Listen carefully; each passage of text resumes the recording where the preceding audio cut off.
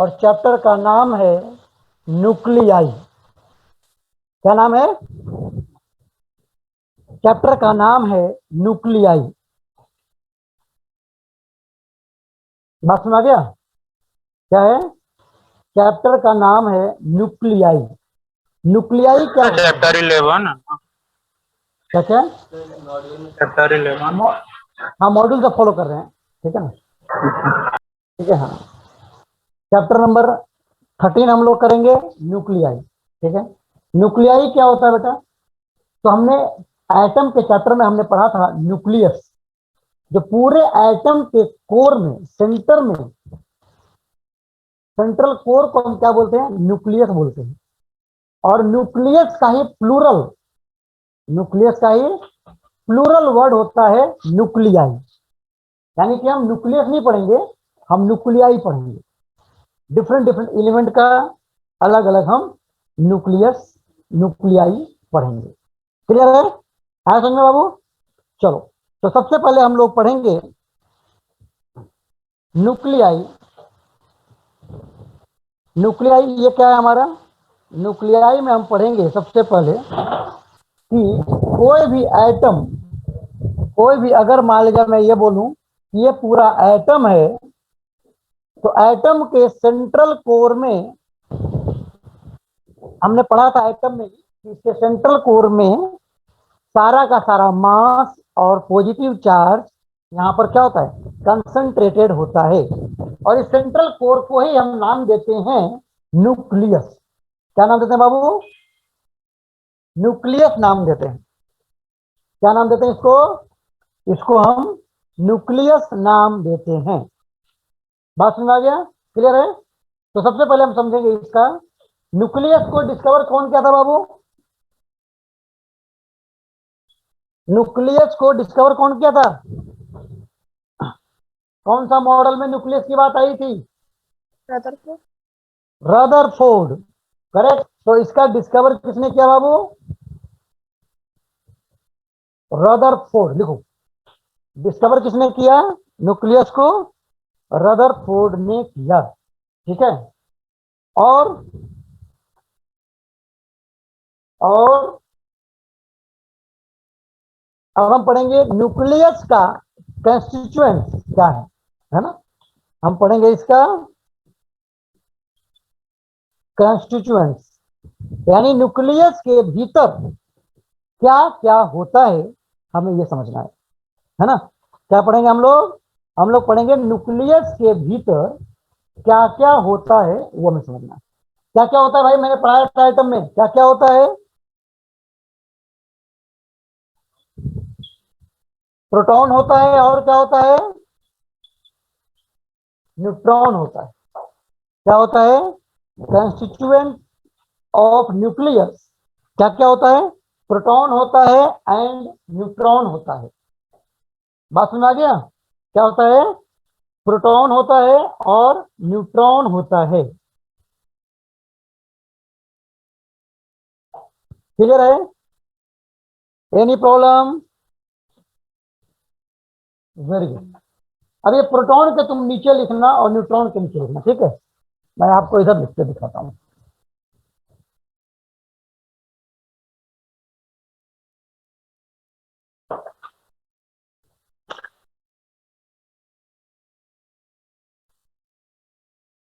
ठीक है, हाँ।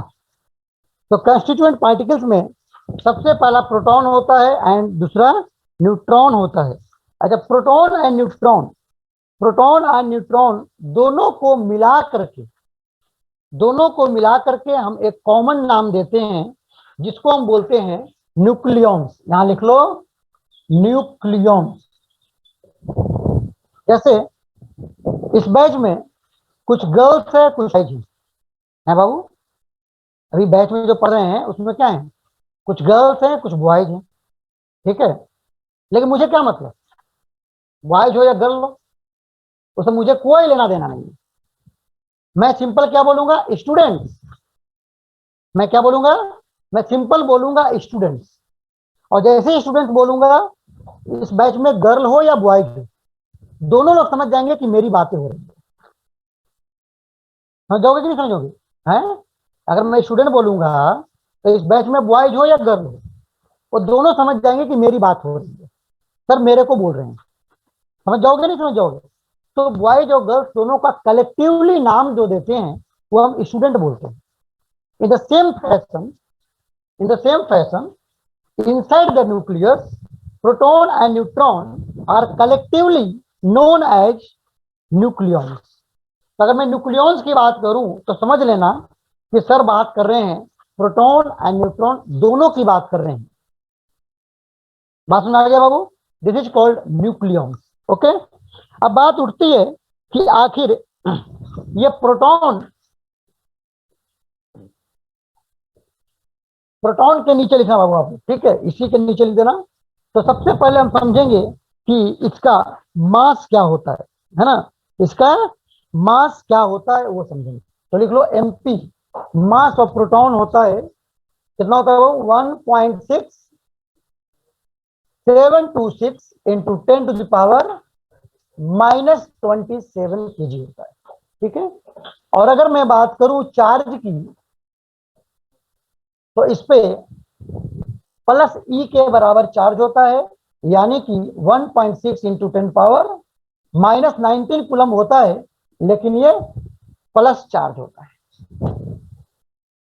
ये प्रोटॉन पे चार्ज होता है और ये प्रोटॉन का मास होता है, ठीक है बाबू?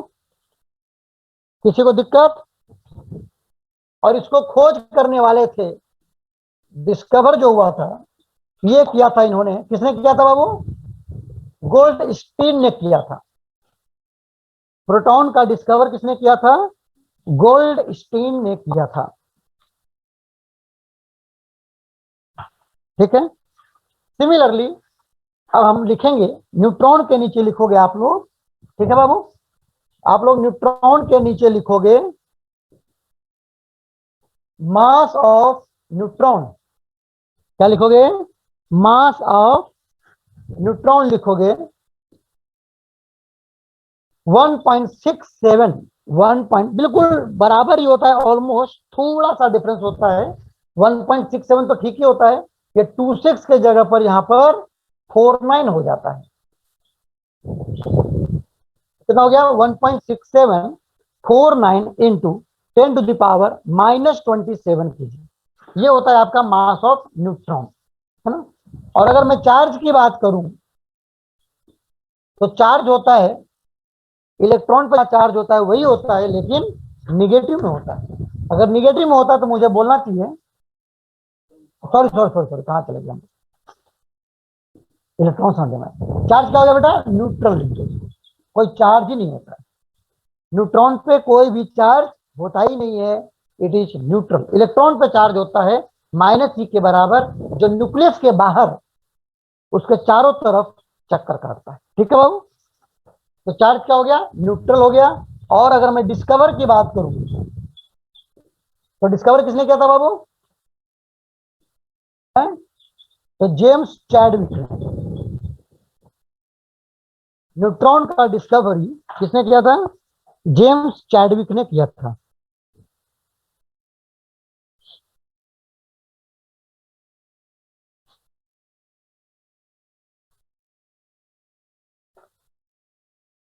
बात सुना गया सबको? Any problem up to here? किसी को भी? चलो, अब इसके बाद हम लोग न्यूक्लियस चैप्टर को डिटेल में पढ़ने के पहले कुछ कुछ जो बेसिक टर्मिनोलॉजी है हम उसको समझेंगे, ठीक है। तो लिखो इंपॉर्टेंट टर्मिनोलॉजी।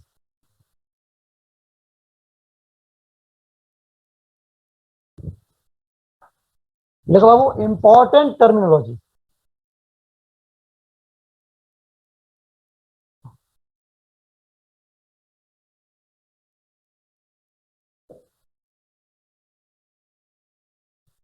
इंपॉर्टेंट टर्मिनोलॉजी, सबसे पहला लिखो आपका न्यूक्लियॉन्स। मैंने बता रखा है न्यूक्लियॉन क्या होता है बेटा? Proton and neutron collectively known as nucleons. तो लिख लो, उसको भी लिख लो। न्यूक्लियॉन्स में लिखो बाबू protons and neutrons collectively are known as nucleons. जैसे मैं बताया, मैं आप लोगों को क्या बोलूंगा, स्टूडेंट बोलूंगा, है ना। इस बैच में कौन बॉयज है कोई गर्ल्स है उससे हमें कोई लेना देना नहीं है, मेरे लिए तुम लोग सभी स्टूडेंट हो। वैसे ही जो न्यूक्लियस के अंदर होगा वो भले प्रोटॉन हो भले न्यूट्रॉन हो, doesn't matter, we can call it nucleons collectively. Clear है बाबू सभी को? न्यूक्लियंस हो गया। इसके बाद लिखो सेकंड पार्ट बेटा, सेकंड लिखो एटॉमिक नंबर। एटॉमिक नंबर को हम लोग बेटा रिप्रेजेंट करेंगे जेड से। किससे करेंगे? जेड से रिप्रेजेंट करेंगे। अब ये जेड होता क्या है? ये जेड होता है बाबू आपका नंबर ऑफ प्रोटॉन। न्यूक्लियस के भीतर जितने नंबर ऑफ प्रोटॉन्स हैं, न्यूक्लियस के भीतर जितने नंबर ऑफ प्रोटॉन्स हैं उस नंबर को हम बोलेंगे एटॉमिक नंबर बोलेंगे। ठीक है। थर्ड एटॉमिक नंबर के बाद लिखेंगे हम लोग, ठीक है,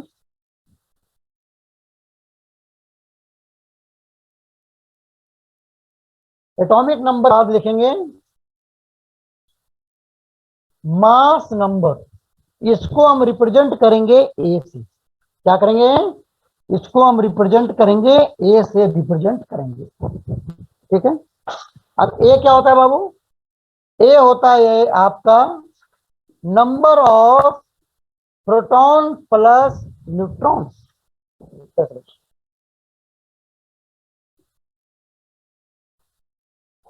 क्या होता है? Total number of protons plus neutrons, और you can say number of nucleons.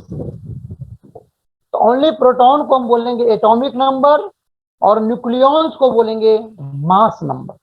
क्या बोलेंगे बाबू?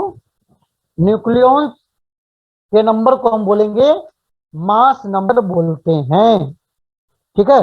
अब अगर ये दोनों दिया रहे तो आप नंबर ऑफ न्यूट्रॉन्स निकालने के लिए बोले तो निकाल पाओगे या नहीं निकाल पाओगे?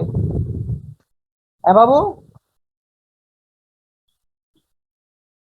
क्या हो जाएगा? Number of neutrons is equal to A minus Z लिख सकते हो। कैपिटल एन लिख दो, इसको मारा जाए, है ना, सब कैपिटल में लिख रहा हूं।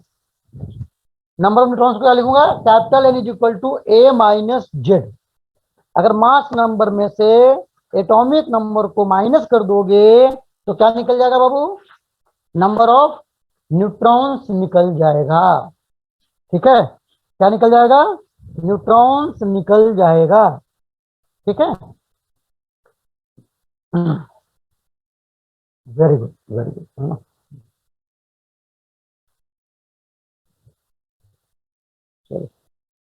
अच्छा, अनुराधा नहीं गई, आराधना नहीं गई आज क्लास में? और शीतल और अर्चना चली गई क्लास, तुम क्यों नहीं गई आराधना? छुट्टी तुम्हारी? ये सर थोड़ा बीमार थे तो। अच्छा है ना। उसको लिख दो कि भाई मेरा करना ये हो गया है, डॉक्टर ने बोल दिया कि 2 महीना रेस्ट है। नहीं, ठीक है, अच्छी बात है ना। ठीक है, चलो आगे बढ़ते हैं। हो गया? इसके बाद लिखो, नेक्स्ट लिखो बाबू न्यूक्लियर मास। देखो न्यूक्लियर मास, न्यूक्लियर मास क्या होगा बाबू? न्यूक्लियर मास होगा जो पूरे न्यूक्लियस का मास हो। और न्यूक्लियस का मास का मतलब क्या हो गया बाबू? Total mass of proton plus neutron. देखो क्या बोलेंगे, इसको बोलेंगे न्यूक्लियर मास। यानी जितने उसमें प्रोटॉन है जितने उसमें न्यूट्रॉन है सभी लोग का मास जोड़ दो तो क्या हो जाएगा? पूरे न्यूक्लियस का मास निकल के आ जाएगा। आ जाएगा नहीं आ जाएगा? RPM yes sir. क्या हो गया? ये हो गया न्यूक्लियर मास हो गया। ठीक है बेटा, ठीक है। चलो आगे लिखेंगे हम लोग न्यूक्लाइड। नेक्स्ट लिखो 6, लिखो बेटा 6 लिखो सभी लोग। 6 लिखोगे न्यूक्लाइड। ये न्यूक्लाइड क्या होता है? न्यूक्लाइड होता है किसी भी न्यूक्लियस को रिप्रेजेंट करने का तरीका, है ना।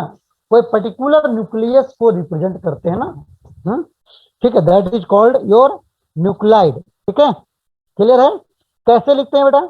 इसको लिखने के लिए तरीका है। क्या तरीका है? कि उसका सिंबल लिखेंगे। वो जो न्यूक्लियस है ना, वो किस एलिमेंट का है ना, कोई ना कोई एलिमेंट का होगा। उस एलिमेंट का सिंबल क्या है वो लिखेंगे। ठीक है बाबू। और उसके बाद इसके फुट में लिखेंगे, क्या लिखेंगे? Atomic number. और माथे पे लिखेंगे मास नंबर। नीचे क्या लिखेंगे? एटॉमिक नंबर, ऊपर लिखेंगे मास नंबर। ये चैप्टर में फिर से याद दिला दूं, ये चैप्टर बहुत ही इंपॉर्टेंट है and it is not important in only physics but the same thing can be asked in chemistry as well. ठीक है, मैं इसमें बताऊंगा, रेडियो एक्टिविटी भी पढ़ाऊंगा जो पूरा का पूरा केमिस्ट्री में भी सेम यूटिलाइज होगा। ठीक है, it's very very important chapter, इसलिए आप एक पढ़ोगे फायदा दो जगह मिलेगा। ठीक है, ठीक है, इनपुट 1 आउटपुट 2, तो बहुत ही ध्यान से पढ़ना। और बिल्कुल मैं बेसिक से बता रहा हूँ, एक एक चीज छोटी छोटी चीज बताऊंगा, समझना पूरा है। फिजिक्स के साथ साथ आपको सेम चीजें केमिस्ट्री में भी यूज होगी, न्यूमेरिकल के साथ। न्यूमेरिकल भी पूछ देता है केमिस्ट्री में, जो यहीं से बन जाएगा आपको अगर तुम समझ लिए तो। ठीक है, बहुत आसानी से बताऊंगा, समझना है आपको। तो क्या होगा बेटा? मास नंबर ऊपर लिखते हैं और नीचे जेड लिखते हैं एटॉमिक नंबर। कभी कभी कोई स्मार्टनेस में ऐसा भी लिख देता है, तो उसको तुम गलत मत कर देना, उसको भी बोलना तू भी बेटा सही है। क्या बोल देना? आप भी सही हो, कोई गलत नहीं है। ठीक है, लेकिन ऐसा मत करना ज्यादा इसके चक्कर में जेड और ए ऐसे कर देना, जेड को ऊपर मत भेज देना। ठीक है, नहीं तो पूरा पूरा गलत हो जाएगा। ठीक है बाबू, ये नहीं लिखना है, ये चलेगा ये चलेगा। ठीक है, अच्छा, जैसे जैसे जैसे अगर मैं बोलूं कि क्लोरीन है, क्लोरीन का न्यूक्लियस का लिख के दिखाओ सर। तो क्लोरीन का सिंबल क्या होगा बाबू? Cl। इसका एटॉमिक नंबर क्या होता है? 17। मास नंबर क्या होता है? 37 भी लिख सकता हूं मैं, है ना। अलग अलग न्यूक्लियस का अलग अलग होता है। तो ये क्या हो गया? ये क्या इंडिकेट कर रहा है? ये क्लोरीन के न्यूक्लाइड को शो कर रहा है। क्या कर रहा है बाबू? क्या कर रहा है ये?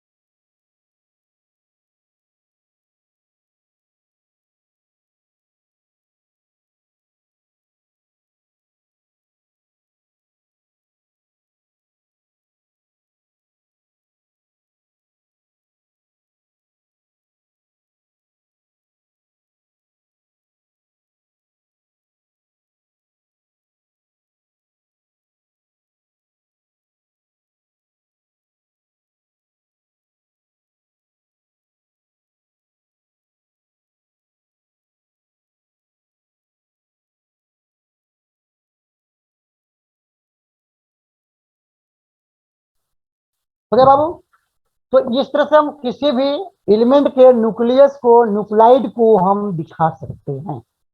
बात सुना गया? चलो आगे बढ़े। अच्छा, अब इसके आधार पे कुछ और टर्मिनोलॉजी मैं बताऊंगा, वो भी नोट करते जाना है आपको, ठीक है। तो अगला लिखो बाबू 7, लिखो आइसोटोप्स। आइसो का मतलब क्या होता है? आइसो का मतलब होता है सेम, और टोप्स का मतलब क्या होता है? प्रोटॉन।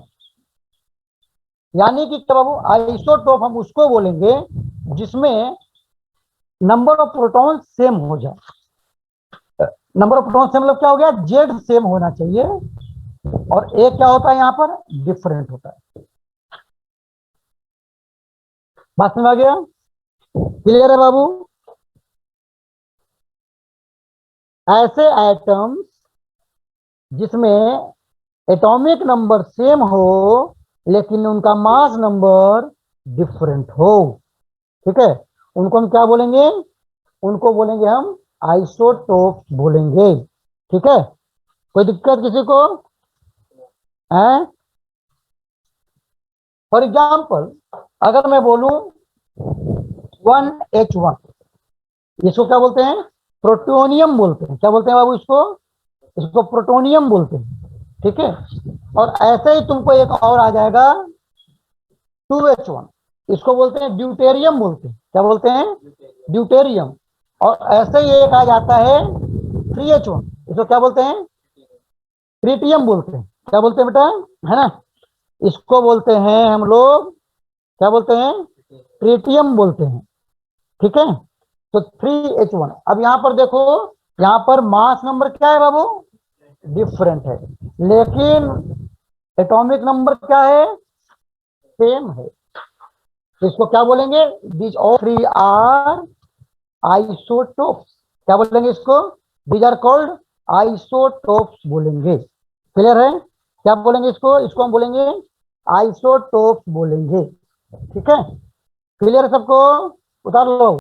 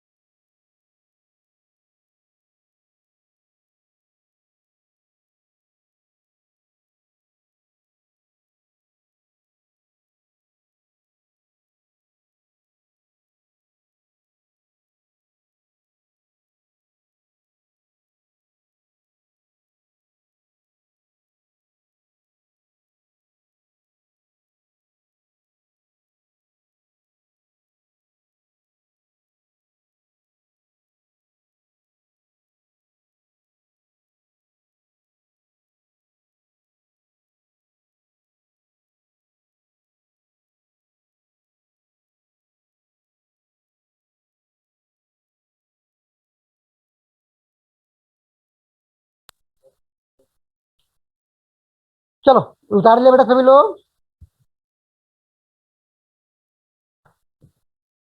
सभी लोगों ने उतार लिया। हम्म, उतार लिया। तो आइसोटोप में क्या हो गया बाबू, जेड सेम ए डिफरेंट। यहाँ पर एटॉमिक नंबर सेम है, मास नंबर डिफरेंट है, तो मैं इन तीनों को क्या बोलूंगा, इन दोनों को मैं क्या बोलूंगा, आइसोटोप्स बोलूंगा। क्या बोलूंगा, आइसोटोप्स बोलूंगा। ठीक है, चलो इसके बाद लिखो, नेक्स्ट लिखो, एट्थ लिखो, एट्थ लिखो बाबू, लिखो आइसोबार, आइसोबार। ठीक है, आइसो मतलब फिर से सेम हो गया बेटा, है ना। आइसो का मतलब क्या हो गया, सेम, और बार का मतलब क्या होता है, मास। ठीक है, तो यानी क्या हो गया बेटा, यहाँ पर आपको हो जाएगा, ए सेम हो जाएगा लेकिन जेड डिफरेंट हो जाएगा।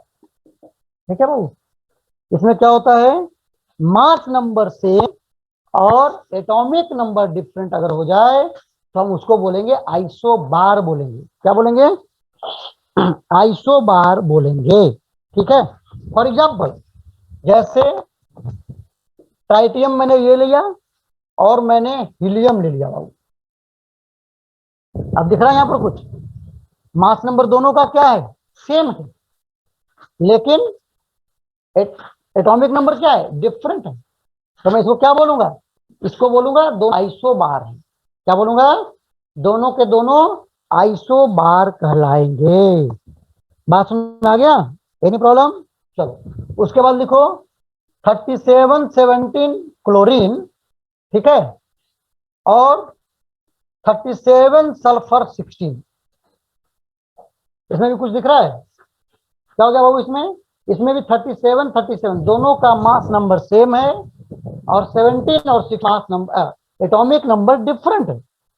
तो दोनों को क्या बोलूंगा मैं, आइसो बार बोलूंगा, है ना। क्लोरीन एंड सल्फर ये दोनों क्या कहलाएंगे, यहाँ पे आइसो बार कहलाएंगे। ठीक है बाबू,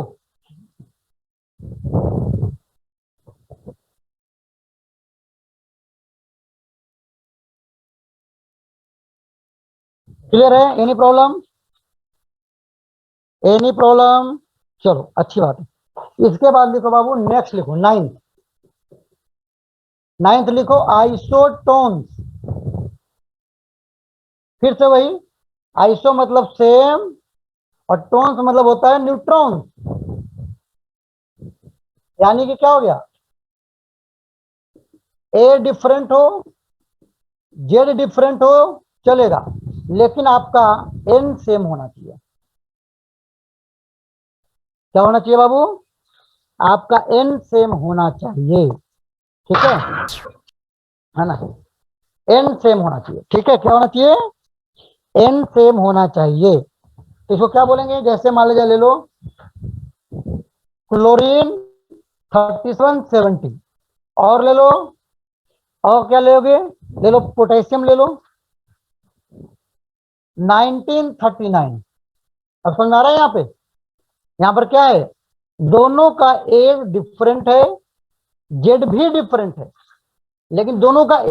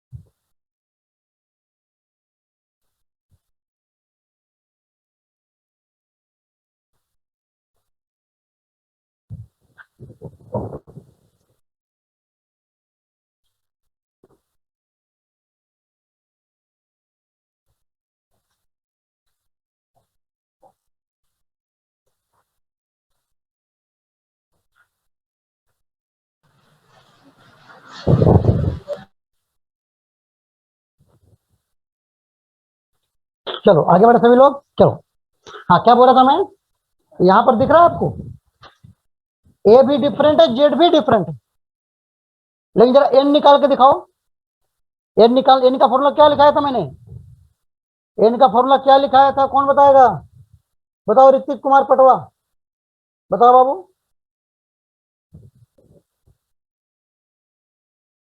दोनों देखो हाथ रहा है ना, ऋतिक पटवा और ऋतिक सेकंड दोनों साथ में बैठा हुआ है। अब पटवा बोल दिया तो सेकंड वाला हंस रहा है कि मैं बच गया है ना भाई। सही चीज है। बताओ बाबू बताओ, नंबर ऑफ न्यूट्रॉन्स का फॉर्मूला क्या बताया था, भूल गया? देख के बताओ। Mass number minus atomic number. बस हो गया और क्या? हाँ हाँ बेटा सही बोला, क्यों टेंशन ले रहा है? तो बेटा इसमें क्या हो जाएगा, 37 माइनस 17 कितना आ रहा है, 20 आ रहा है। और इसमें जरा निकालो बाबू, कितना आ रहा है, आ रहा है 20 दोनों में, क्या आ रहा है, दोनों में 20 आ रहा है। तो दोनों में क्या हो गया, नंबर ऑफ न्यूट्रॉन्स सेम हो गए। तो दोनों को मैं क्या बोलूंगा, दोनों को बोलूंगा दोनों आइसोटोन है। क्या बोलूंगा, बोथ आर आइसोटोन। क्या बोलूंगा दोनों को, दोनों को बोलूंगा आइसोटोन बोलूंगा, दोनों आइसोटोन हैं। ठीक है, चलो आइसोटोन हो गया बाबू, आ रहे हैं? चलो आइसोटोन हो गया, इसके बाद लिखो आइसोमर्स, लिखो एक 10वां भी पुरा दो भाई, 9 हो गया ना, 10 पुरा दो कम से कम, है ना। तो लिखो आइसोमर्स।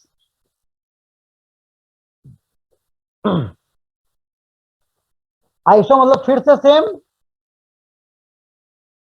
और मर्स का मतलब क्या हो गया कि जितना उसको कैरेक्टरिस्टिक है सब कुछ सेम कर दो। क्या कर दो, सब कुछ सेम कर दो, सब कुछ सेम, और है ना। हाँ यानी क्या है, सब कुछ सेम होना चाहिए, बट बट बट उनके एनर्जी स्टेट डिफरेंट होने चाहिए। क्या हो गया, सब कुछ सेम, ए को सेम कर दो, जेड भी सेम कर दो, लेकिन एनर्जी स्टेट जो है ना बेटा, ये डिफरेंट होता है। इसको बोलते हैं हम आइसोमर्स बोलते हैं। इसको केमिस्ट्री में तुम ज्यादा पढ़ाई करोगे, है ना, केमिस्ट्री में आपने पढ़ा होगा, है ना। डिफरेंट स्टेट कैसे हो सकता है बाबू, तो मैंने एटम में भी पढ़ाया था कि वही इलेक्ट्रॉन ग्राउंड स्टेट में भी होता है और वही जंप करके एक्साइटेड स्टेट में भी चला जाता है ना। तो यहाँ क्या होगा, इसका मतलब क्या हो गया, डिफरेंट का मतलब क्या हो गया, एक हो गया ग्राउंड स्टेट में और वही हो गया दूसरा जब वो एक्साइटेड स्टेट में चला जाएगा तो क्या होगा, चीजें वही रहेगी, एनर्जी लेवल डिफरेंट हो जाएगी। क्या हो जाएगी बाबू, दोनों की एनर्जी लेवल डिफरेंट हो जाएगी, तो दोनों को हम क्या बोलेंगे, आइसोमर्स बोलेंगे। क्या बोलेंगे, आइसोमर्स बोलेंगे। बात समझ आ गई सबको, क्लियर है बाबू सभी लोगों को? चलो अच्छी बात है, चलो हो गया, ये क्लियर है सबको, डन। चलो अब हम लिखेंगे, इसके बाद लिखो, इसके बाद लिखो एटॉमिक मासेस। क्या लिखोगे, एटॉमिक मासेस लिखोगे। अभी एटॉमिक मास क्या होता है भाई, तो ऑब्वियस सी बात है एक एटम का मास। लेकिन जरा देखो, एक चीज मैं तुमको बोलूं कि भाई जरा बता कि तुम्हारे नाखून बढ़ गए बेटा, तो तुम्हारे नाखून का जो बढ़ा हुआ लेंथ है तो कितना लाइट ईयर है, बता जरा। है भाई, मैं क्या पूछ रहा हूं कि तुम्हारे नाखून तो बढ़े हुए हैं, ठीक है ना। एक मेरी स्टूडेंट है, ठीक है, अभी मैं तुम्हारी क्लास के बाद उसी को पढ़ाऊंगा, ठीक है। अब उसका जो है, उसका स्टूडेंट, वो जो मेरी स्टूडेंट है उसका नाखून जानते हो, ऐसा अगर उसको तुम अगर नॉर्मल तरीके से देख लोगे, है ना, तो लगेगा कि पता नहीं जो तुम लोग नहीं पढ़ते थे, जो डराता है, क्या बोलते हैं, नहीं बोलना चाहिए, है ना, ठीक है ना। हंस क्यों रहा है? मतलब कि कुछ ज्यादा ही बड़ा है भाई साहब, है ना? मतलब वो ऐसे नहीं रख सकते, ठीक है। लेकिन क्या है कि आजकल फैशन है ना, कुछ नहीं बोल सकते, ठीक है। फैशन ये है, जिसको वो है वो उतना ही अच्छा उसका आजकल है ना रैंकिंग दी जाती है, डिफरेंट थिंग। उससे मुझे मतलब नहीं है, मुझे मतलब ये है कि अगर आपके नाखून बढ़ गए बाई चांस, है ना, और मैं बोलूं कि कितना लाइट ईयर है या कितना किलोमीटर है, कैसा लगेगा? है भाई, आपका नाखून कितना किलोमीटर है?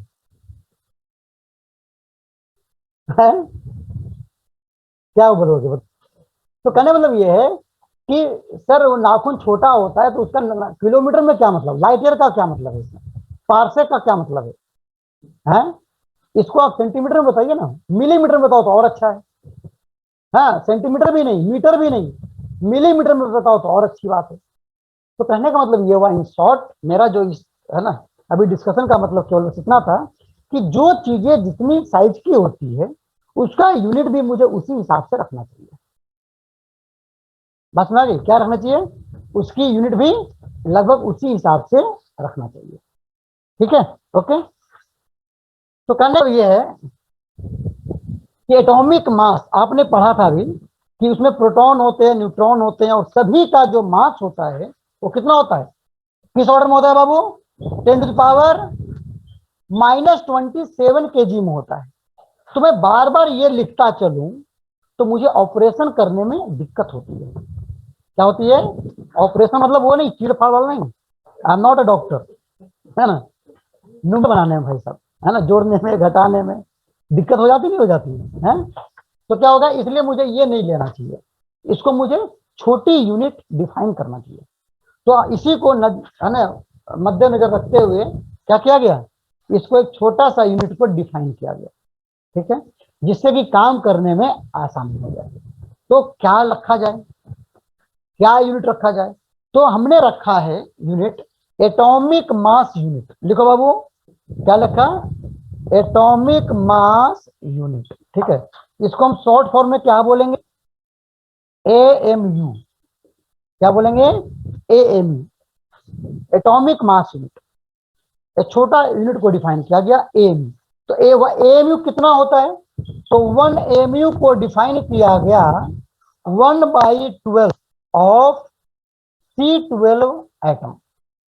1/12, ऐसा कर दूं, 1/12 मास ऑफ C12 एटम, यानी कार्बन 12 एटम का जो मास होता है उसका 12th पार्ट कर दो, तो उसका जो मास आएगा उसी को हम 1 AMU बोलेंगे। तो यहां से निकल के आ जाता है 1 AMU की वैल्यू, लिख लो, 1.660565 into 10 to the power -27 kg।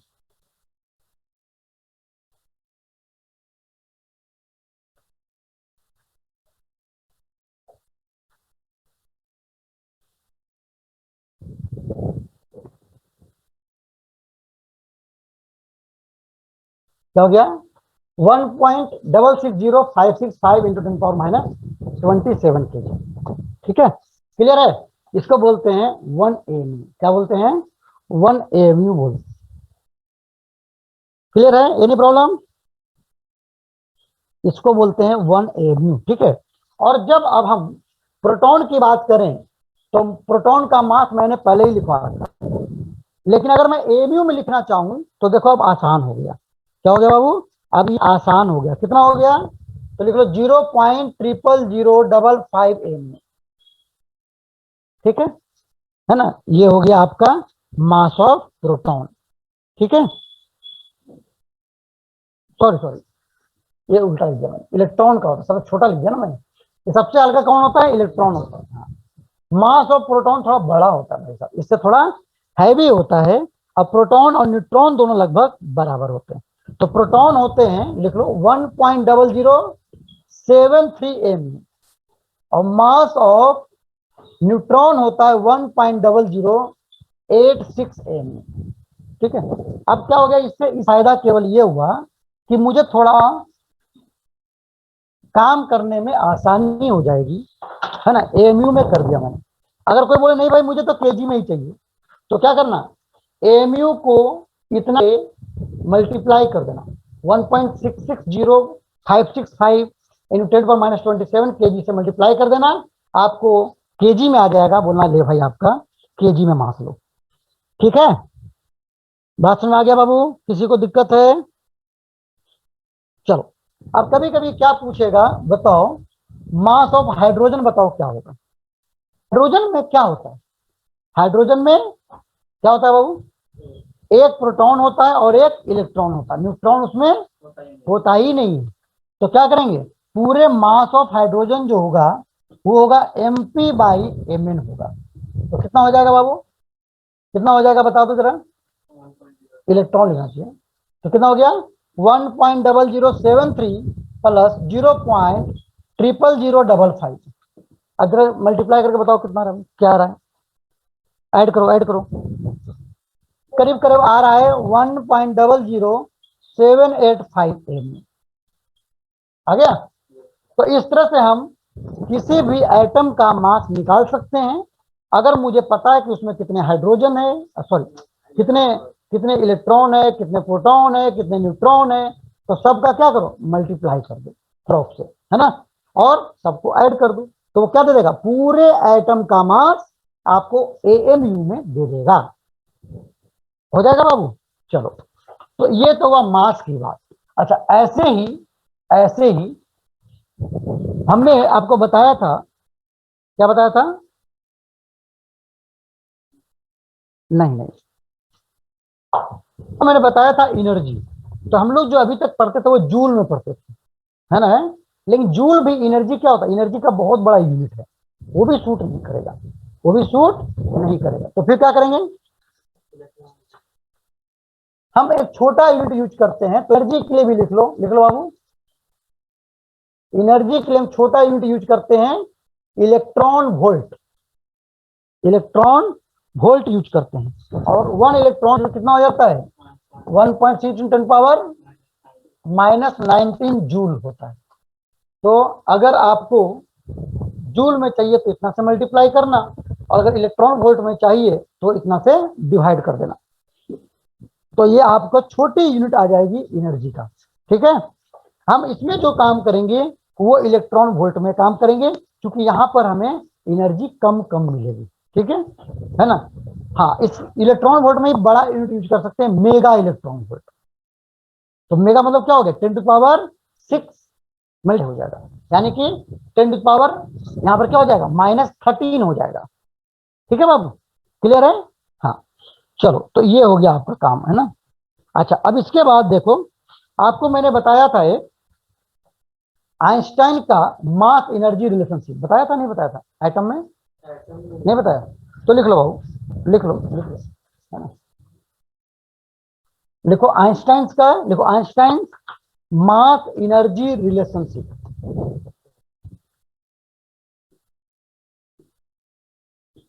Einstein mass energy relationship, यानी क्या हो गया, आइंस्टाइन ने यह बताया था कि कोई भी मास का लॉस नहीं होता है। अगर कहीं पे लॉस हो रहा है मास का, तो वो क्या हो रहा है, वो मास एनर्जी में कन्वर्ट हो जा रहा होगा। क्या हो रहा होगा, वह मास एनर्जी में कन्वर्ट हो रहा होगा। That is called energy mass relationship. ठीक है, अब सवाल ये उठता है कि सर ये कौन सा फॉर्मूला है। तो आपने बहुत से लोगों को, है ना, टी शर्ट में लिखा हुआ देखा होगा, कभी देखा है, E = mc²। अगर किताब में नहीं पढ़ा होगा तो टी शर्ट में जरूर पढ़ा होगा। पढ़ा है भाई लोग? है? नहीं, बिल्कुल नहीं। बहुत से लोग क्या है, E = mc² किताब में नहीं पढ़े, लेकिन टी शर्ट में जरूर पढ़ लिए, है ना। एडवांस जमाना है भाई। E = mc²। ठीक है, ये क्या बताता है, ये बताता है कि कितना मास कितना एनर्जी के इक्विवेलेंट है, यानी कितना मास अगर लॉस हो जाता है तो उसके एवज में कितना एनर्जी मुझे मिलेगी। बात सुना गया? तो मास लोगे केजी में, और सी क्या होता है बाबू, सी होता है स्पीड ऑफ लाइट। सी क्या होता है? Speed of light. और स्पीड ऑफ लाइट की वेलोसिटी याद है कि भूल गया? है ना? तो सी स्क्वायर क्या हो जाएगा बाबू? तो सी स्क्वायर की वैल्यू हो जाएगी कितना? 9 इंटू 10⁻16 मीटर स्क्वायर पर सेकंड। इसकी यहां पर मल्टीप्लाई करोगे तो आपका मास में केजी में रख देना, तो वो आपको एनर्जी में वैल्यू आ जाएगी। ठीक है, लेकिन सवाल यहां पर यह उठता है कि मास ना तो आपको केजी में दिया रहेगा और ना आपको इसकी जरूरत पड़ेगी, है ना? छोटी सी मास का लॉस होता है। क्या होता है? इतना मास का लॉस इस चैप्टर में होगा नहीं, है ना? ठीक है बाबू, है समझ गया? तो क्या ये मास जो होता है एएमयू में लॉस होता है, छोटा। तो अगर मान लिया जाए, ऐसा मान लो कि अगर 1 एएमयू मास का लॉस होता है तो उसके एवज मुझे कितनी एनर्जी मिलेगी ये बताया जाए। ठीक है, तो उसके लिए मैं बता देता हूं आपको। अगर मैं लू 1 एएमयू ले लूं, क्या ले लूं? 1 एएमयू का मास कितना होगा? तो 1 एएमयू को क्या करो, केजी में रखो और सी स्क्वायर से मल्टीप्लाई करो, है ना?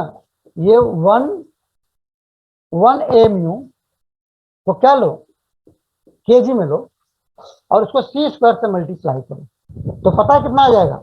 ये कैलकुलेट हो करके आ जाता है 931। कितना आ जाता है? 931 मेगा इलेक्ट्रॉन वोल्ट आ जाता है। मैं बोल सकता हूं इसका मतलब कि 1 AMU mass is equivalent to 931 mega electron volt है।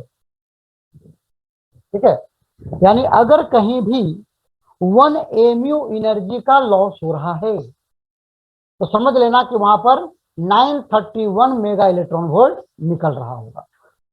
931 मेगा इलेक्ट्रॉन वोल्ट एनर्जी का रिलीज हो रहा होगा 1 एएमयू अगर जो लॉस हो रहा है तो। बात समझ आ गया? अब अगर 10 एएमयू हो रहा होगा तो मल्टीप्लाई कर दो भाई साहब, है ना? ठीक है, 1 एएमयू का निकल गया, अब जितना एएमयू लॉस करवाना है करवाओ, मल्टीप्लाई कर एनर्जी को आराम से निकाल सकते हो। बात सुना गया बाबू सभी लोगों को? Any problem? चलो अच्छी बात है। चलो अब नेक्स्ट लिखो, नेक्स्ट पॉइंट लिखो बाबू, नेक्स्ट पॉइंट लिखो, लिखो न्यूक्लियर साइज लिखो। नेक्स्ट टॉपिक लिखो न्यूक्लियर साइज, यानी कि न्यूक्लियस का साइज कितना होता है हम उसकी डिस्कस करेंगे।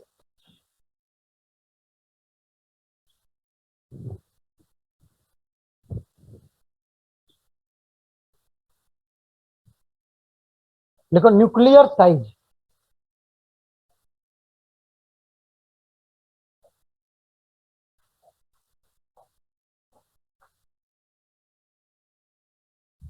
न्यूक्लियर साइज, अब न्यूक्लियर साइज क्या होता है? न्यूक्लियर का मतलब होता है न्यूक्लियस का साइज। अब सवाल ये उठता है कि न्यूक्लियस का साइज कितना होगा, है? तो आपको पता है यहाँ पे कि अगर ये एटम है तो यहाँ पर बीच में न्यूक्लियस होता है।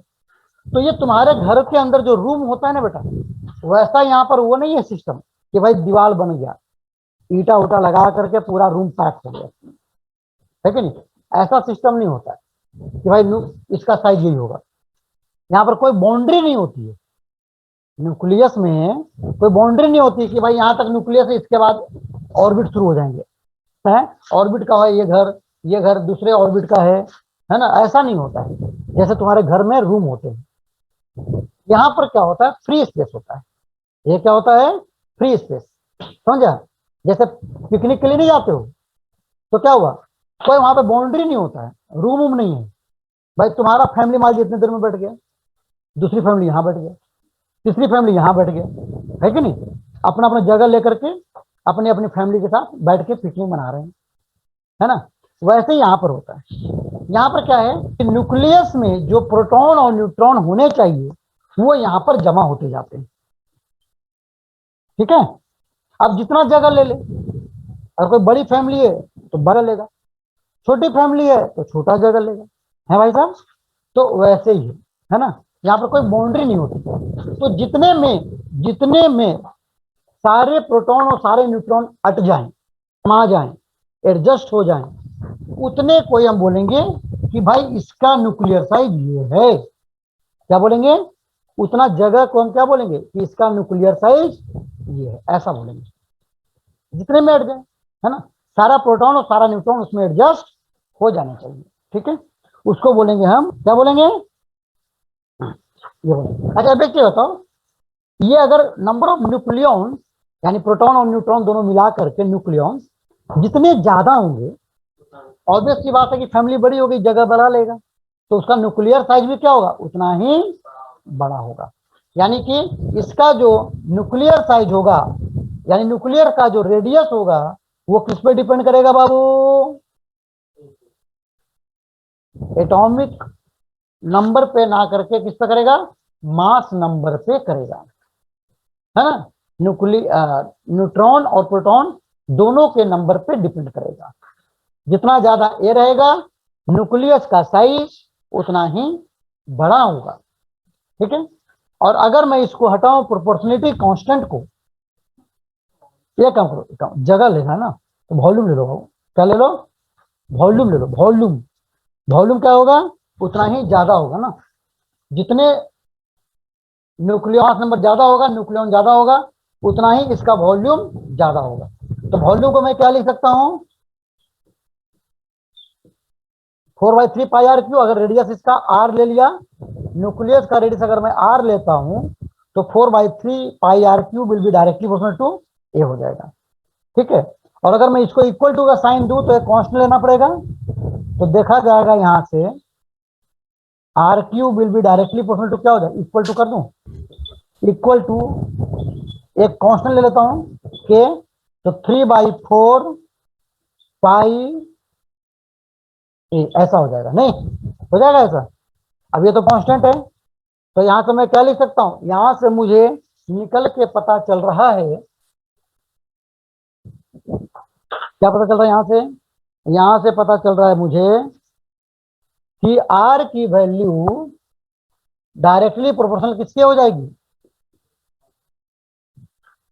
ए का पावर 1/3, है ना। ठीक है, और इसका कांस्टेंट जो लेते हैं उसको मैं आर नॉट से रिप्रेजेंट करता हूं। क्या करता हूं? R is equal to R naught into 1 a to the power A by 1/3। क्या होता है? 1/3 होता है। क्लियर है?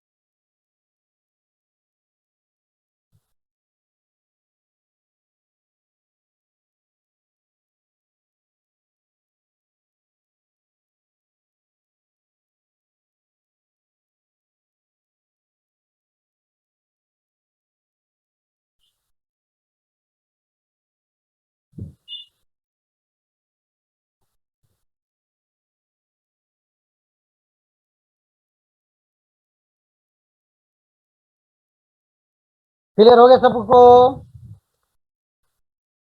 सभी लोगों को क्लियर हो गया? Any problem? उतार लो अच्छे से।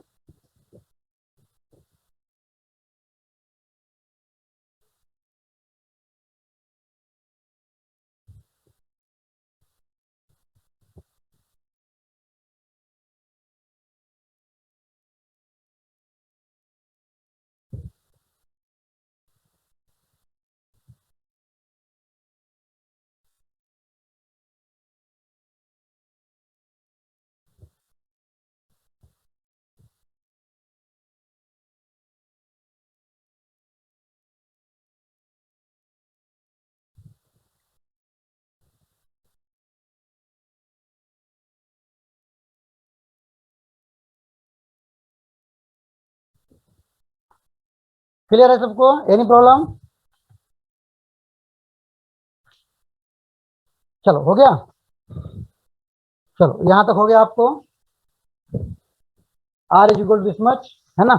और यहां पर अगर मैं आर नॉट की वैल्यू निकालता हूं, क्या निकालता हूं, अगर मैं यहां पर आर नॉट की वैल्यू निकालता हूं तो ये करीब आ जाता है 1.2 फर्मी मीटर के बराबर आता है लगभग।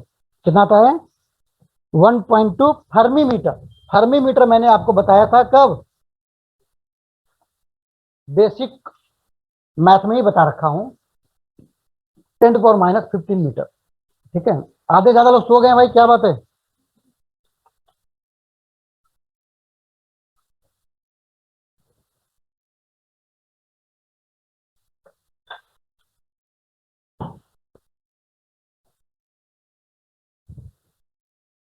ठीक है, क्लियर है, डन। तो ये हो गया हमारा आर नॉट की वैल्यू। ठीक है, तो यहाँ पे क्या होगा, एटॉमिक नंबर कितना है और उसके न्यूक्लियस का साइज कितना होना चाहिए वो आप यहाँ से निकाल सकते हो। आर नॉट की वैल्यू पुटअप कर दोगे, ए की वैल्यू पता होती है, वैल्यू पुटअप करो, निकल जाएगा। तो अलग अलग एटम का मास नंबर पता है तुम्हें, उसके हिसाब से उसका न्यूक्लियर साइज आप निकाल सकते हो। क्लियर है? चलो टॉपिक लिखो, अगला टॉपिक लिखो न्यूक्लियर डेंसिटी। अगला टॉपिक लिखो न्यूक्लियर डेंसिटी। न्यूक्लियर डेंसिटी क्या होगा? तो डेंसिटी मैंने आपको बता रखा है हमेशा क्या होता है, मास बाई वॉल्यूम। यानी न्यूक्लियर डेंसिटी की जब बात आ रही है तो न्यूक्लियर डेंसिटी क्या होगा, मास ऑफ न्यूक्लियर मास लिखोगे, क्या लिखोगे, nuclear mass by nuclear volume लिखोगे। क्या लिखोगे, nuclear mass by nuclear volume लिखोगे। क्या लिखोगे, न्यूक्लियर वॉल्यूम लिखोगे। क्लियर है? अब मास कैसे निकालोगे, न्यूक्लियर मास, न्यूक्लियस का मास कैसे निकालोगे? तो न्यूक्लियस का मास आपको पता है कि देखो, न्यूक्लियस का मास कैसे निकालेंगे, टोटल प्रोटॉन और टोटल न्यूट्रॉन का मास मुझे लेना पड़ेगा।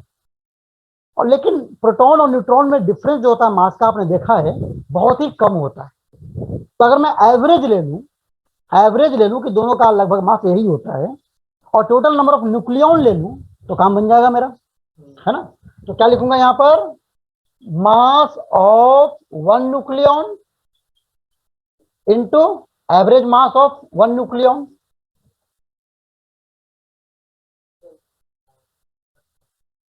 मास ऑफ, हाँ सॉरी, ए से मल्टीप्लाई कर दो डायरेक्ट, थोड़ा ना, एक न्यूक्लियॉन का मास इंटू क्या करो, टोटल नंबर ऑफ न्यूक्लियॉन्स। और टोटल नंबर ऑफ न्यूक्लियॉन्स क्या होते हैं, मास नंबर के बराबर होते हैं। ए ले लिया, डिवाइड बाई क्या करेंगे, वॉल्यूम। वॉल्यूम क्या होता है, 4/3 पाई आर क्यूब होता है। इसको क्या लिखूंगा मैं, इसको लिखूंगा मास ऑफ न्यूक्लियॉन। अगर मैं एम ले लूं तो M into A divide by 4/3 into pi into R की वैल्यू क्या होती है बाबू, अभी मैं बताया था आपको, R naught into A to the power, ये 1/3 होता है। अब इसका पूरे का क्यूब हो जाएगा। आर की वैल्यू क्या बताया था, R naught into A to the power 1/3, इसका पूरे का करो तो क्या हो जाएगा ये, this will become M into A 3/4 pi R naught का क्यूब इंटू ए से ए कैंसिल हुआ तो कितना निकल के आ गया, 3m/4 pi R not cube. अगर ध्यान दो यहाँ पे, यहाँ पर ध्यान दो, यहाँ पर 3 कांस्टेंट है, मास ऑफ न्यूक्लियॉन्स ये भी कांस्टेंट होता है, कोई भी आइटम का रहे, कोई भी एलिमेंट का रहे, उससे कोई फर्क नहीं पड़ता, एम की वैल्यू सेम रहेगी, 4 पाई सेम होती है, आर नॉट कांस्टेंट है, इसकी वैल्यू भी सेम होगा, ये एलिमेंट पर डिपेंड ही नहीं करेगा। इसका मतलब ये हुआ कि जो मैं निकाल रहा हूं यहाँ पर डेंसिटी ऑफ न्यूक्लियस, वो क्या है, वो कांस्टेंट होगा। यानी कि सारे का सारा एलिमेंट, कोई भी एलिमेंट हो, कोई भी एलिमेंट हो, हर एलिमेंट में न्यूक्लियस की डेंसिटी की अगर बात हो तो वो कांस्टेंट ही रहेगा। क्या रहेगा? कांस्टेंट रहेगा, इसके बराबर। ठीक है बाबू। अब सवाल उठता है कितना रहेगा। अब सवाल उठता है कि कितना रहेगा। तो कितना रहेगा इसकी अगर बात हो रही है तो निकाल के आ जाती 2.3 इंटू 10⁻17 किलोग्राम पर मीटर क्यूब। अब तुम अंदाजा लगा सकते हो कि कितना ये भारी होता है। भारी मतलब भारी नहीं, डेंसिटी में कितना हैवी होता है ना। लोहा वो सब फेल कर जाएगा, है ना। लोहा पानी सब फेल कर जाएगा इसके आगे। ठीक है, यानी कि सबसे डेंस जो दुनिया में होती है, आप बोल सकते हो कि वो न्यूक्लियस ही होती है। इतना डेंस होती है, देख रहे हो भाई, 1 मीटर क्यूब में इतना किलो का मास होता है ना। इतना तो तुम्हारा लोहा में भी नहीं होता है, जिससे किसी को माथा फोड़ दोगे एक बार में। नहीं है कि नहीं है? उससे भी हैवी है भाई साहब ये, है ना। इसलिए लोहा से अगर किसी को वार कर दोगे तो माथा फूटेगा। न्यूक्लियस से वार कर दोगे तो देश का देश उड़ सकता है भाई साहब। न्यूक्लियर बॉम्ब सुना ना नाम? न्यूक्लियर बॉम्ब नहीं है, वो इसी से बनता है। अभी मैं बताऊंगा, है ना। अभी मैं बताऊंगा न्यूक्लियर, है ना, रिएक्शन, न्यूक्लियर बॉम्ब कैसे बनेगा, है ना, न्यूक्लियर रिएक्शन कैसे होता है। लेकिन आपको प्रॉमिस करना पड़ेगा कि कोई बॉम्ब नहीं बनाएगा। ठीक है भाई, है ना, कोई बॉम्ब नहीं बनाएगा, है ना। मैं बता दूंगा, लेकिन कोई घर में बॉम्ब नहीं बनाएगा, न्यूक्लियर बॉम्ब। पता चला कोई दोस्त, है ना, बोल दिया नोट कॉपी दे भाई, नहीं मैं नहीं दे रहा, ले भाई न्यूक्लियर बॉम्ब। है नहीं है? भाई नोट क्या हुआ भाई, पेपर में आएगा है कि उसने नोट कॉपी नहीं दिया तो उसने न्यूक्लियर बॉम्ब अटैक कर दिया। ले भाई साहब, हम्म, है ना। ठीक है, तो कोई न्यूक्लियर बॉम्ब नहीं बनाएगा भाई। ठीक है, चलो इसके बाद आगे चले हम लोग। यहां तक तो हो गया बाबू, है ना। तो ये हमने बेसिक चीजें जो न्यूक्लियस को चैप्टर को पढ़ने के लिए मुझे जो था वो हमने पढ़ लिया। ठीक है, ओके। अब इसको पढ़ने के बाद हम थोड़ी सी और चीजें आगे पढ़ेंगे, है ना। तो आगे हम लोग पढ़ते हैं न्यूट्रॉन्स पढ़ते हैं। क्या पढ़ते हैं? न्यूट्रॉन पढ़ते हैं कि आखिर न्यूट्रॉन्स का रोल कैसे आया। जेम्स चैडविक ने ऐसा क्या जादू किया कि उसको न्यूट्रॉन दिख गया, उसके पहले किसी को नहीं दिखा, है ना। तो लिखेंगे बाबू डिस्कवरी ऑफ न्यूट्रॉन्स। लिखो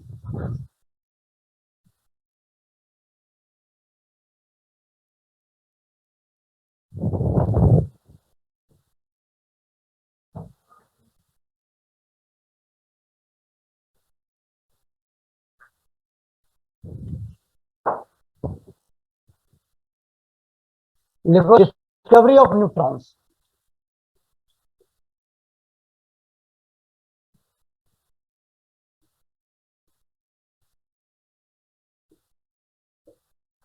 हो गया ये। हम लोग पढ़ रहे हैं अभी डिस्कवरी ऑफ न्यूट्रॉन। न्यूट्रॉन्स का डिस्कवरी कैसे हुआ हम वो समझेंगे। तो डिस्कवरी जो किया था वो जेम्स चैडविक ने किया था, है ना। जेम्स चैडविक ने किया था और बहुत जल्दी किया था, ज्यादा पुराना नहीं कहानी, है ना। आपका बर्थ कब है भाई? बर्थ कब का है लगभग? 2004 है? 2004 है, फिर तो ज्यादा पुराना नहीं, फिर तो पिछले जन्म का ही बात है। ठीक है, पिछले जन्म की बात है, तुम लोग देखे भी होगे सर। पता नहीं इसमें से कोई जेम्स चैडविक इसमें बैठा हो कोई, ये भी नहीं कह सकता मैं, है ना। तो कुछ लोग मुंह छुपाए बैठा है, हो सकता है वही हो जेम्स चैडविक। देखो अभय का ज्यादा चांस लग रहा है ना। है नहीं भाई? कैमरा बंद करके बैठा है कि पहचान में ना आ जाए। ठीक है, तो भाई ये 1932 की बात है, ज्यादा पुरानी बात नहीं है, जस्ट पिछले जन्म की बात है ना। 1932 की बात है। क्या बात है बेटा? 1932 की बात है। जेम्स चैडविक, है ना। मुझे अगर वो आता ना, एक बुद्धिया होता है जिससे हम पकड़ लेते कि पिछले जन्म में तुम क्या थे, अगर मैं मुझे वो आते रहता तो मैं पकड़ लेता इसमें कौन है जेम्स चैडविक, है ना। लेकिन मैंने वो सीखा नहीं, नहीं तो वो मैं पकड़ लेता नहीं कौन इसमें से जेम्स चैडविक है भाई। चलो बेटा, जेम्स चैडविक की बात करते हैं हम लोग आगे। इन्होंने क्या किया, इन्होंने एक ये लिया, ठीक है, एक वैक्यूम चैम्बर लिया जिसमें इन्होंने पोलोनियम रखा। क्या रखा बेटा? पोलोनियम। क्या रखा? पोलोनियम रखा, ठीक है। पोलोनियम क्या होता है? पोलोनियम एक रेडियो एक्टिव एलिमेंट है जो रेडियो एक्टिविटी के थ्रू अल्फा पार्टिकल रिलीज करता है, यानी यू कैन से polonium is the source of alpha particle. तो इससे क्या होता है बाबू? अल्फा पार्टिकल निकलता है। इससे अल्फा पार्टिकल निकल रहा था। क्या निकल रहा था? इससे अल्फा पार्टिकल निकल रहा था। निकलते निकलते यहां पर क्या किया, इसी के अंदर, इसी चैम्बर के अंदर एक इन्होंने बेरिलियम, क्या रख दिया बाबू? बेरिलियम रख दिया था। क्या रख दिया था? बेरिलियम का रॉड रख दिया था, ठीक है। क्या रखा था? बेरिलियम का रॉड रख दिया था, ठीक है।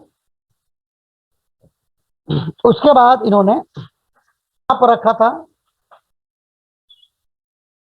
Paraffin slab. क्या रखा था? पैराफिन स्लैब रखा था, पैराफिन स्लैब, ठीक है। और इसके आगे रखा था इन्होंने प्रोटॉन डिटेक्टर। क्या रखा था? प्रोटॉन डिटेक्टर रखा था, ठीक है। क्यों? कि जब पोलोनियम से अल्फा पार्टिकल निकला तो बेरिलियम पे अटैक किया। बेरिलियम पे अटैक करने के बाद कुछ पार्टिकल यहां पर मिला, है ना। फिर पैराफिन स्लैब के आगे भी कुछ मिला। यहां पर जो नहीं मिला वो तो सिंपल निकला, क्या? प्रोटॉन पकड़ में आ रहा था, पहचान में आ रहा था। क्या रहा था? यहां पर जो है वो प्रोटॉन दिख रहा था, पकड़ में आ रहा था। लेकिन इनके बीच, बेरिलियम और पैराफिन स्लैब के बीच में जो पार्टिकल था वो कुछ से बाहर था। समझ से बाहर इन द सेंस ऐसा था कि इसका मास तो लगभग लगभग प्रोटॉन के बराबर था, है ना। तो हम ये भी बोल रहे थे कि ये प्रोटॉन ही होगा यार, यहाँ से प्रोटॉन निकला है, यहाँ से पास करके प्रोटॉन आ रहा है, तो हम प्रोटॉन ही मान रहे थे। लेकिन प्रॉब्लम ये हुआ कि मास वास सब कुछ सेम था, सब कुछ कैरेक्टरिस्टिक सेम था, लेकिन इसमें तो चार्ज होता है, इसमें कोई चार्ज ही नहीं था। ये बहुत बड़ा डिफरेंस क्रिएट कर दिया। मास थोड़ा बहुत डिफरेंस था वो तो ठीक है ना, लेकिन सबसे मेजर जो डिफरेंस था वो क्या था? ये प्रोटॉन यहाँ पे थे और यहाँ पर क्या था? यहाँ पर इस पे चार्ज ही नहीं था। जब चार्ज नहीं था तो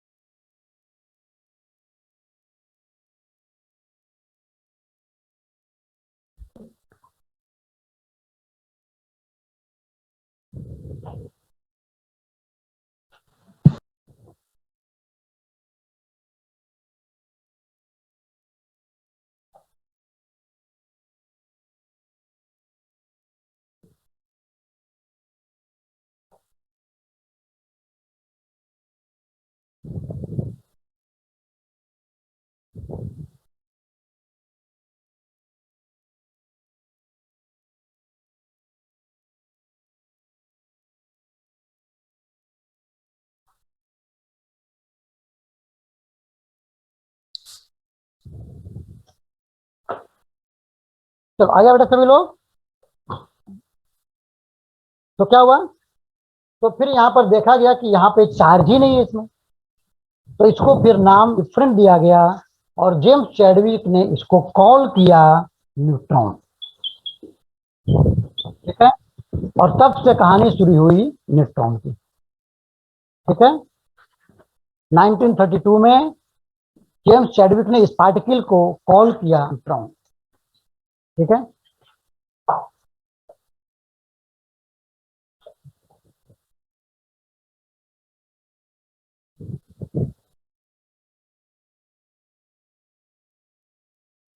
क्लियर है बाबू, डन हो गया काम।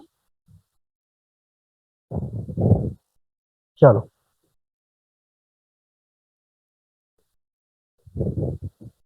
हो गया। तो ये था हमारा न्यूट्रॉन, ये था हमारा न्यूट्रॉन का डिस्कवरी था। ओके, अब इसका लिखो प्रॉपर्टी क्या क्या था, लिख लो बाबू, प्रॉपर्टीज ऑफ लिख लो, न्यूट्रॉन की प्रॉपर्टी क्या क्या थी, लिख लो properties of neutron.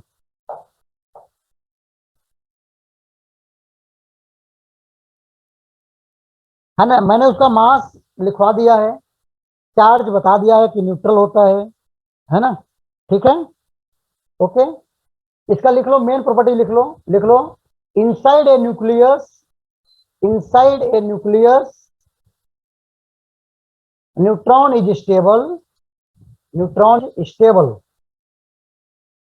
But outside, but outside ये न्यूक्लियस से बाहर निकालेगा, अगर निकल जाएगा तो पूरा तबाही मचा देता है, इट इज हाईली अनस्टेबल, है ना। Inside nucleus it is stable, but inside it is unstable, inside it is unstable. ठीक है, फिर नेक्स्ट लिखो,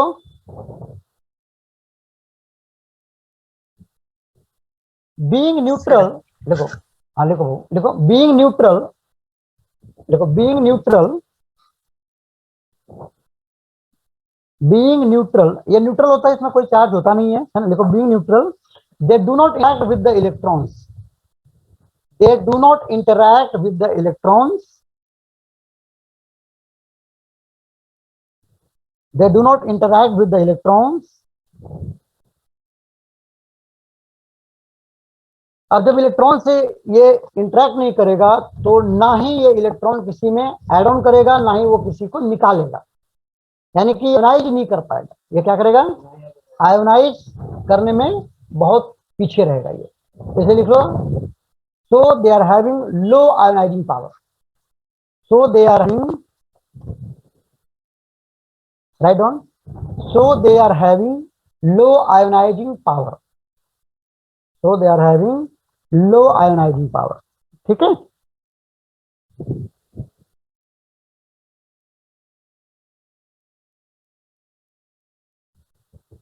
ठीक है, इसको इसको लिख लो, they are having high penetrating power, है ना, क्योंकि इसको कोई मतलब नहीं किसी चीज से, तो ये क्या होगा, बहुत हाई स्पीड से पेनिट्रेट कर सकता है। लिख लो, they are having high penetrating power.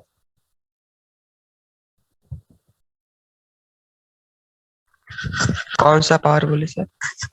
Penetrating, penetrating. ठीक है, नेक्स्ट लिखो बाबू, the induce radioactivity, the induce radioactivity in many elements, the induce radioactivity in many elements. Radioactivity क्या होता है मैं आगे बताऊंगा, है ना, इसी चैप्टर में पढ़ाऊंगा बेटा डिटेल में।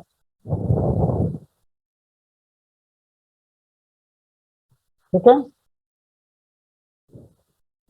फिर नेक्स्ट लिखो, in heavier nuclei, in heavier nuclei, जो न्यूक्लियर हैवी होता है ना, in heavier nuclei the number of neutrons is more than that of proton.